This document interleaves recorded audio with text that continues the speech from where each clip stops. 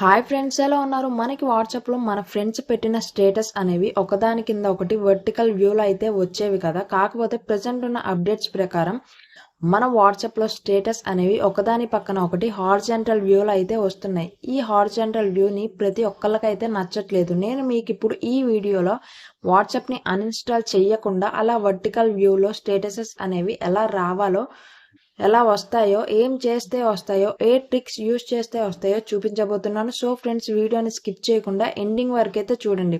Friends, వీడియోని ఇంకా like చేయకపోతే లైక్ చేయండి. మీరు లైక్ చేస్తేనే ఈ వీడియో అనేది మరికొందరికి అయితే రీచ్ అవుతుంది. ఛానల్ని సబ్స్క్రైబ్ చేసుకోకుండా వీడియోని ఎవరైనా చూస్తున్నట్లయితే సబ్స్క్రైబ్ చేసుకోవడం మాత్రం మర్చిపోద్దు. మీరు సపోర్ట్ చేస్తేనే మీ ముందుకు మరిన్ని ఇలాంటి ఇన్ఫర్మేటివ్ వీడియోస్ని అయితే నేను తీసుకురాగలుగుతాను.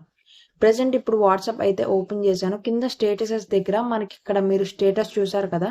నా ఫ్రెండ్ పెట్టిన స్టేటస్ అనేది హారిజాంటల్ వ్యూలో ఉంది. ఈ హారిజాంటల్ వ్యూని నేను వర్టికల్ వ్యూలోకి అయితే ఒక ట్రిక్ని యూజ్ చేసి తీసుకొస్తాను. మీరు ఏవైనా ఛానల్స్ని ఫాలో అవుతున్నట్లయితే, నేను ఇక్కడ వాట్సాప్ ఛానల్ని అయితే ఫాలో అవుతున్నాను కదా, మీకు కనిపిస్తుంది కదా ఛానల్స్ కింద.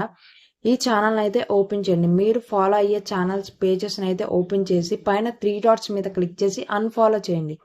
అన్ఫాలో చేశాక బ్యాక్ వచ్చేస్తే హారిజాంటల్ వ్యూలో ఉన్న స్టేటసెస్ వ్యూ అనేది వర్టికల్ వ్యూలోకి అయితే ఈజీగా వచ్చేసింది. చూసారు కదా.